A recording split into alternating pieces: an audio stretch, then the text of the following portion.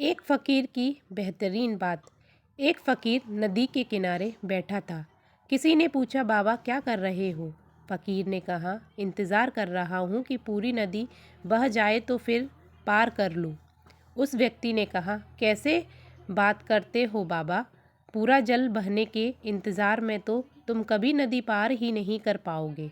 फ़कीर ने कहा, यही तो मैं तुम लोगों को समझाना चाहता हूँ कि तुम लोग जो सदा यह कहते रहते हो कि एक बार जीवन की जिम्मेदारियां पूरी हो जाए तो मौज करूं, घूमूं फिरूं, सबसे मिलूं, सेवा करूं, जैसे नदी का जल खत्म नहीं होगा, हमको इस जल से ही पार जाने का रास्ता बनाना है।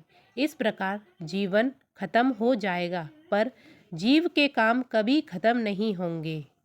रामायण की महिमा। हर पिता के भाग्य में बेटी नहीं होती। राजा दशरथ जब अपने चारों बेटों की बारात लेकर राजा जनक के द्वार पर पहुंचे तो राजा जनक ने सम्मान पूर्वक बारात का स्वागत किया।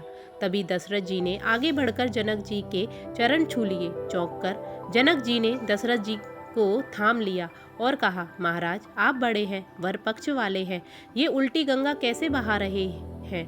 इस पर दशरथ जी ने बड़ी सुंदर बात कही, महाराज आप दाता हैं, कन्या दान कर रहे हैं, मैं तो याचक हूँ, आपके द्वारा कन्या लेने आया हूँ, आप ही बताइए दाता और याचक में कौन बड़ा है? यह सुनकर जनक जी के नेत्रों में अश्रुधारा बह निकली। भाग्यशाली है वो जिसके घर होती हैं बेटियां। हर बेटी के भाग्य में पिता होता है, लेकिन हर पिता के भाग्य में बेटी नहीं होती। जय श्री राम, जय जय श्री राम। बर्तन से पूरी तरह पहुंचकर खाना खाने वाले एक बालक के दोस्त उसका रोज मजाक उड़ाते थे। एक ने उस बालक से पूछा, तुम रोजाना बर्तन में एक कण भी क्यों नहीं छोड़ते? बालक बोला, इसके 3 कारण हैं। एक, यह मेरे पिता के प्रति आदर है जो इस भोजन को मेहनत से कमाए रुपयों से खरीद कर लाते हैं। ये मेरी माँ के प्रति आदर है जो सुबह जल्दी उठकर बड़े चाव से इसे पकाती है। यह आदर मेरे देश के उन किसानों के प्रति है जो खेतों में भूखे रहकर कड़ी मेहनत से इसे पैदा करते हैं। इसलिए थाली में झूठा छोड़ना अपनी शान न समझें। खाना खाओ मन भर, न छोड़ो कण भर, उतना ही लें थाली में, व्यर्थ न जाए नाली में।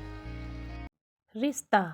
कोई भी रिश्ता अपनी मर्जी से नहीं जुड़ता, क्योंकि आपको कब कहाँ किससे मिलना है ये सिर्फ ऊपर वाला तय करता है। मुश्किलें इसलिए आती हैं ताकि आप 2 कदम और आगे बढ़ सकें।